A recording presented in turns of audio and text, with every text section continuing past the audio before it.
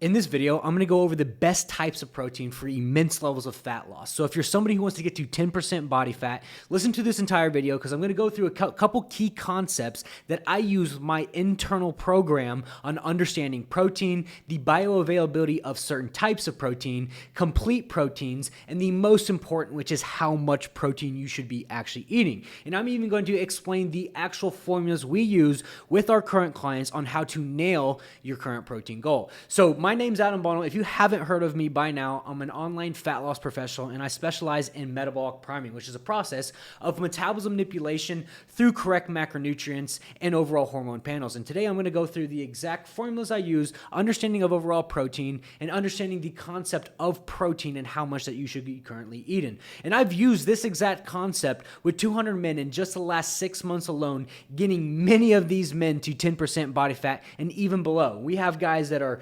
47 years old looking more shredded than they were in their 20s. And so in this video, we're going to go through step by step, understanding protein, the bioavailability, and other concepts as well to help each one of you guys out on your own fat loss journey. So understanding protein in general, the first thing I want you to understand about protein is that protein has a 4 calories per gram. It gets broken down to amino acids, which are the building blocks of the body, and they build and repair muscle and bones, which we all know that. But what actually comes into play is understanding the thermic effect of protein. So the thermic effect of food is how many calories it takes your body to break down a certain macromolecule. So protein has a 30% thermic effect. Fat has a 3% thermic effect, and carbohydrates have a 10. So protein, for instance, is the highest amount of protein of thermic effect that you can have, which is within an overall macromolecule. And that's why with our clients, we use a relatively higher protein diet because studies have shown that a higher protein diet can work similarly to an over-the-counter fat burner by having the thermic effect that it has within the overall macromolecule itself. But the most important thing to learn about protein is that protein obviously does increase muscle mass. But what happens when you increase muscle mass? You increase metabolism, right? So the more muscle mass that you have, the higher your metabolism be, the more glucose your body can absorb. And when it comes into really big fruition, to understand protein in general and muscle mass in general is the more muscle mass you have, simply you can eat more food, right? Because it takes a lot of calories to sustain muscle tissue. And quite literally, it takes 8 calories to sustain 1 pound of muscle tissue, but it takes 2 calories to sustain 1 pound of body fat. So muscle tissue is quite literally 4 times as metabolic. And so if you have more muscle tissue, you can quite literally look and appear leaner with body fat displacement being held differently within the body, but you can eat more food and you can stay leaner for longer. So it's important to know that there is a direct correlation to muscle mass and overall metabolism, right? So it takes more calories to build and maintain muscle than fat. People with more muscle mass often have faster metabolism and burn more calories. Where I see people get into trouble with this concept is the guys who have a very low carb diet, and which in turn starts to degrade muscle tissue, which when you start to degrade muscle tissue, you also start to degrade a lot of your metabolic rate as well. And so we want to maintain muscle tissue. It is the most important aspect within the male human anatomy that you actually maintain muscle tissue and maintain levels of muscle tissue for overall longevity, yes, but bone density, and just overall health and testosterone purposes, right? So we really would understand that protein, all in all, has a 4 calories per gram, 30% thermic effect, and is the building block for a great physique, right? Which most of this you guys probably already know by now. But the overall bioavailability for protein and diving deep into protein in general, there are certain sources of protein that are more bioavailable than others. And what I mean by bioavailability is the rate that it actually gets digested through the digestive process, right? So bioavailability is something of the degree of how usable it is in the body. In essence, the higher bioavailability, the more efficiently it is used in the body and the more bang we get for a nutritional buck. We can get protein from a variety of different sources: protein, poultry, red meat, and I've listed these below, but I want you to understand the bioavailability means, in essence, how efficiently the body actually utilizes it, right? So there is a give and take before overall highest level of bioavailability, but also a more complete protein source. So whey protein powder, for instance, is the most bioavailable protein that there is. Whey protein isolate at the top of the tree is the purest form of whey. Absorption is extremely quick, makes it really popular post-workout option and during a workout. Your muscles undergo intense tension, stress causing micro tears in the tissue. So getting protein on board and triggering protein synthesis as soon as possible can speed up recovery time. So with whey protein powder being the highest bioavailability source, it also has the highest concentrate of glycemic index. And so like when I say glycemic index, you can kind of rate carbohydrates versus on how bioavailable and how quickly digested it is.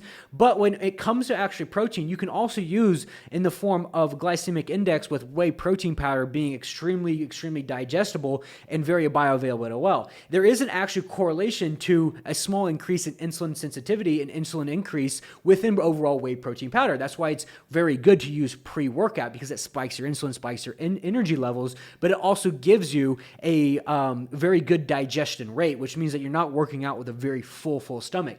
Next is egg whites, right? So egg whites is a whey protein, disagrees with you. Egg whites is a great alternative because one, egg whites are also very digestible and easy digestible. Think about like an egg white, how light it really is, right? So drinking these raw might have done while pinching your nose, but there's nothing stopping you whipping up egg white post-workout throughout the course of the day, because egg whites in general are going to be very high in protein, very low in fat, and have zero carbs, right? Quite literally, it's just straight protein, right? So the more straight protein it is, the higher bioavailability is going to be, because when you put fat in play, it also starts to slow down the digestive process. It also starts to slow down the glycemic index, right? So the more fat that an actual meal has, the longer that it actually takes to digest, the less on the glycemic index that it actually falls, right? So fish is another really bioavailable source as well. Think about white fish, right? Very white fish is very low in fat, very high in protein, and it also offers some excellent benefits, like oil fish are often higher in unsaturated fat, rich in omegas, which are hugely beneficial for cardiovascular health. So like when we're talking about fish in general, you have like more of the white fish and then more of like salmon, which is like a darker fish. So it's not like one of the other are actually best. Understanding it is that like when there is a little bit of fat in a fish, it's going to be, you know, relatively very healthy fats and very omega rich fats as well. And why this is important to know is that like omegas in general and then polysaturated and monosaturated fats are very metabolically healthy foods, right? The more polysaturated and monosaturated fats you can have in your diet, the more metabolically healthy that you can be from a cardiovascular perspective. But like white fish, for instance, is extremely bioavailable because it's very low in fat, has zero carbs, and it's just straight protein.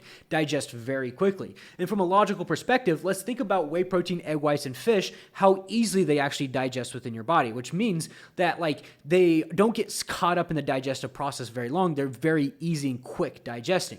And then you have your red meat and poultry, right? So the red meat is an amazing source of protein, yes, but it also is rich in iron, zinc, vitamin B12, but it also has a healthy amount of actual natural creatine in it as well. So like your oily fish like salmon and your red meat are going to have a certain level of actual creatine in it that's going to be beneficial from overall muscle building as well, but it takes a little bit longer to digest. So like if you want something that's like, for instance, is going to fill you up and satiate you a little bit better, like a meat that has a protein source that has a little bit of fat in it is going to slow the digestive process ever so slightly, which makes you feel fuller for longer. And the last one we have on the list is chicken. So the bioavailability scale, chicken is a really popular lean meat source, and versatile in meats can be used in a wide variety of dishes. Chicken offers high amount of protein for very low carbs and additional fat. So obviously chicken, for instance, is like the pivotal point of every single diet, right? Everybody talks about chicken and rice. Well, the reason why is chicken, for instance,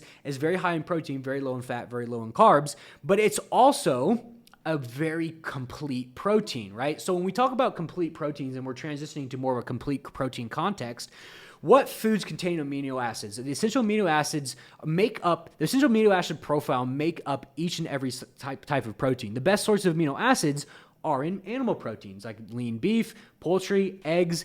Animal proteins are the most easily absorbed and used by your body. So although a protein powder is more bioavailable in the form of digestion purposes, a more complete amino profile is going to be from the animal proteins. And what I mean by amino profile is that with the animal proteins, you get other nutrients that you don't necessarily get in other sources of foods. Like the complete proteins in overall animal proteins, for instance, contain all essential 9 amino acids called complete proteins. These foods include poultry, fish, eggs, dairy, and buckwheat. So foods that contain some but not all amino acids are called incomplete proteins, like nuts, seeds, beans, beans, grains, or like a vegan diet. So like incomplete proteins are going to categorize as like the proteins you get from like the peanut butter, the proteins you get from more of a vegan source. But for a complete and most healthy option of protein, it's going to be simply your animal foods, right? Because it's going to have a complete amino profile and good micronutrients that are also good for overall health. So we want to understand bioavailability in the form of like protein powder is going to be very good for like a post-workout, pre-workout meal when you're trying to get something to digest very quickly. You're trying to get insulin levels to spike, and so we can send satellite signals to the muscle fibers to actually start growing. But we also want to understand digestion, right? So like if you want something that is going to fill you up and satiate you more, you're going to be better off with a complete source of protein that is going to be a little bit more volumized rather than like a whey protein. And the way that I put it with my clients is that like when you understand like protein in general is that like if you are someone who is like very hungry, then, you know, I would say just stick to an overall like a complete protein source. It's going to fill you up longer. It's going to satiate you more. So clients that come to us that are a little bit hungry and they're drinking 2 protein shakes per day, we'll just simply cut that to 1, maybe even 0, and add actually whole foods. And now on the other spectrum of things, if you're someone who feels like they have to eat a lot or they can't get foods in, like a whey protein is an amazing source. Me personally, I do 1 scoop of protein every single day pre-workout because it's very quick digestion, easily bioavailable, and I can utilize that energy from the broken down protein in a milk substitute very extremely well. But, you know, we do have guys who drink up to like two protein shakes a day, and it's not a bad thing. I would say from an overall digestion perspective and overall complete protein perspective, we usually typically try to limit our clients to just 2 protein shakes a day. Anything over that is we're kind of degrading the actual complete protein that we can get from overall like animal foods or overall eggs, egg whites, fish. But still really good to understand from an overall digestion perspective and bioavailability. So like the easiest concept to say is that around your workouts, use like, you know, a whey protein substitute that's going to be very quick digesting.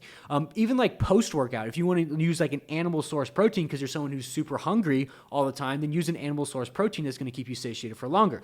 But like the best types of protein are going to be the protein that are most complete, right? The animal proteins. And so optimizing for that is going to make sure that we're getting the most amount of micronutrients. So now really comes into effect is the how much, because none of this matters if we don't have the how much down.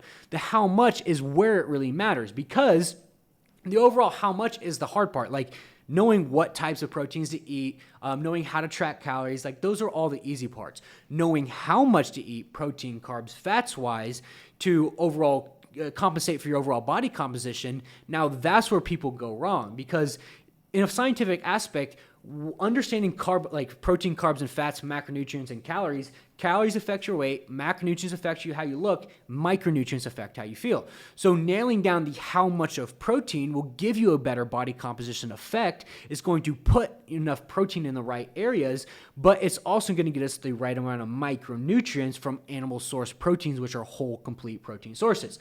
So the actual formula that I use with all of my clients is 1 to 1.2 times body weight in protein. So there's a couple caveats behind this that I want you to understand, right? Is that 1, we don't need to exceed 250 grams of protein. I rarely ever have my clients even up to 250 grams of protein. But like, let's say for instance, you're somebody who's eating 275 grams of protein.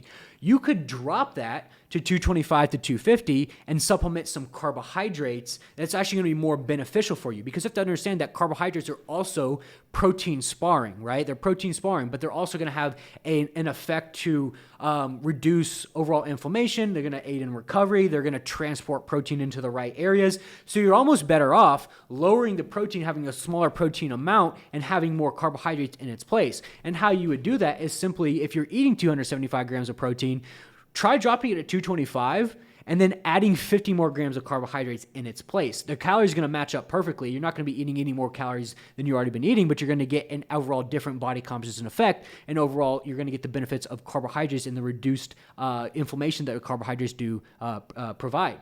So if you're below 1 gram of body weight, start at just 0.8 and then slowly increase. So let's say you're 200 pounds, you'd be eating 150 grams of protein. And you see this video and you're like, I need to start implementing this today.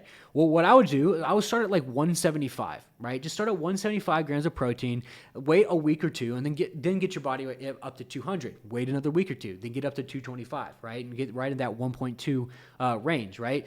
So what we really want to understand is that, like, if you're over 1.2 pounds body weight, lower to 225, 250, and replace calories with carbs. If you're under that 1 gram, 1 to 1.2 gram per body weight, start with a little bit lower at like 0.8 and then work your protein into that goal. But that should give you a good understanding of how much protein that you actually need to eat. Now, the hard part where most guys go wrong is that, like, a lot of my guys who come to me are the dark meat guys, the guys who love the dark meats, the beef, which is a great source of protein. Like we just mentioned, it's a complete source of protein.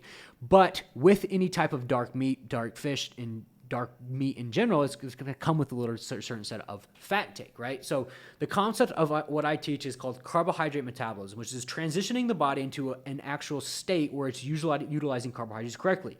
How we do that correctly is we lower the fat intake. So your protein goal should never really change, right? Your protein goal should really stay the same amount. You know, your fat goal and your carb goal is where you can really start to dial things in.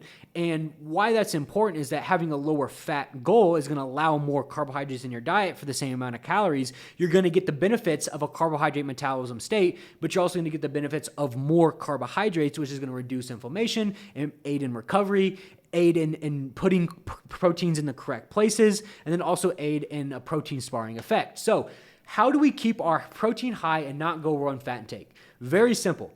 Track your day eating the night before or the morning of. Like, simply, when you get this protein goal, when you get your protein goal down, I want you to sit down tonight and for tomorrow, map it out, right? Map out exactly how much that you need to be eating down to the specific gram, because we want to actually make sure that we are tracking between a 1 to 3 gram range. Because remember how we talked about that macronutrients affect your body composition. They affect how you actually look, and then calories affect your weight. So, like, if we are nailing the macronutrients, we're going to get a better body composition effect. So sit down and map out how you're going to hit, you know, your protein, carbs, and fats within that 1 to 3 gram range tomorrow. So you have a plan to go off of rather than making the plan up as you go, right? This will allow us to get a little bit more clarity in what we need to be eating per day, but also keep us from overthinking the day of, getting to lunch, getting to dinner, and being like, well, crap, now I'm over on my fat goal, right? And so nail the protein goal, lower the fat goal, add some sufficient carbohydrates in its place for the same amount of calories that you have associated, and then map out what that's going to look like with, you know, complete protein sources. So, you know, the beef, the chicken, the eggs, the egg whites, the very complete amino acid profile of a protein source. And then what you can do is, like, make sure also that you're weighing your meats out as cooked. I see a lot of guys do this. And, like, we usually correct the guys that do this in our program. We usually catch it as well, is that you want to make sure that you're weighing your meats as same as you're inputting it into your calorie tracking app, whether you use MyFitnessPal. I know there's a few more out there, but we want to make sure that you are placing it in MyFitnessPal the same as you're actually weighing it on the scale. Really, really important. We've had a couple guys kind of mess that up, but we've caught them very early on, but it's very, very important. So overall, nail your protein goal, lower your fat goal, add some sufficient carbohydrates for the same amount of calories, sit down and plan out what that's going to look like the next day, and nail those macronutrients to the 1 to 3 gram range, and then stay consistent on that for a week or two and watch how your body composition changes when you streamline this with the correct macronutrients and you streamline the amount that you're actually eating down to the protein, carbs, and fats, and then watch how your body composition changes, right? So some key takeaways I'll give to you right here from a low fat, high protein sources is that, like, keep this in mind. The wider the meat, the leaner the meat. The wider the meat's going to be, the leaner the meat's going to be. Like your chicken breast, cooked shrimp, mahi-mahi, egg whites, tilapia, vegan protein powder, even vanilla, cottage cheese, tuna and water, boar's head turkey, ground chicken, fat-free yogurt, all really, really lean sources of meat. And you know how they're all, like, relatively wider in color, right? Because, like, the wider the meat, the lower the fat they're going to be. And that's really important to know, is because where a lot of guys go wrong is understanding how to hit a high protein goal, but understanding how to stay under a certain fat goal. And notice how most of these are very simple, whole source protein sources with a complete amino profile, like chicken, cooked shrimp, white fish, egg whites, which is very high in the bioavailability, tilapia, which is very white protein, even like a vanilla protein source, which is very bioavailable from an aspect of, just an overall protein powder being the highest amount of bioavailability possible. Cottage cheese, tuna, obviously, and then for my guys who love to travel, boar's head turkey, really good for understanding how to travel and like packing stuff with you. Ground chicken and then fat-free yogurt, all really, really good sources of protein. But we also have moderate fat, high protein, like your darker meats, like your 93.7 ground turkey. So I want to put this into concept. I want to teach you guys something about what the actual packages say at the grocery store. So a lot of the packages you see will say 93.7, 90.10, 85.15. What that means is the amount of lean that it is to fat ratio. So the higher it is on the scale of 93, 90, 96, we even have 99, the leaner it's going to be. So an 85.15, ground turkey or ground beef is going to have 15% fat. A 93.7 is going to have 7% fat. Really important to know when you're choosing the types of meats that you're getting from the grocery store. But, overall, salmon, still really good food, very rich in omegas, very rich in polysaturated, monosaturated fats. Bison, same thing. Bison's usually typically a 90-10% lean to fat ratio. Chicken thighs, which I understand this, is that chicken thighs are a lot different than chicken breasts. Chicken thighs are going to have more fat in them. Now, it's not that we can't have chicken thighs. It's that if we do, we need to mitigate how much fat we're getting out of the chicken thighs. So like when you're making your meals per day, when you're mapping out your meals for the next day, if you put chicken thighs in there, we probably need to revert to a leaner source of protein for your other protein sources during the day. And then flank steak, which is usually 90-10, and then sirloin steak, which is the same, like about 90-10% lean to fat ratio. So understand the most important aspect when it does come to your dark meats is the lean to fat ratio is going to be how lean it is to how much fat it actually has in it. So if you want to choose something like a ground beef, I would optimize for a 90-10 or 93.7 or maybe even 96.4 if you have that available. We don't want to stay away from these foods. We want to understand how much to hit, because that is the most important, is where it really matters is how much you're actually eating. Like the overall whole protein sources and bioavailability, it's good to understand digestive concepts and understand hunger mitigation and all of that.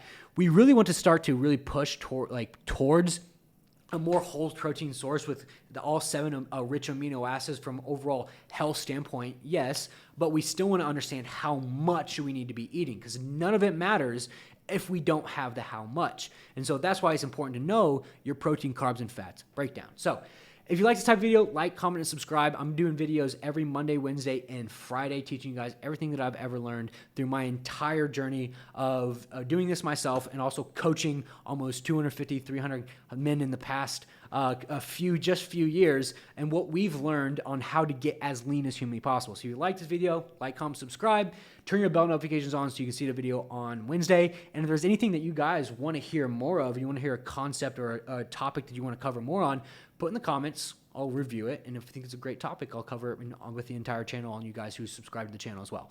So, like I said, like, comment, subscribe. See you guys on Wednesday.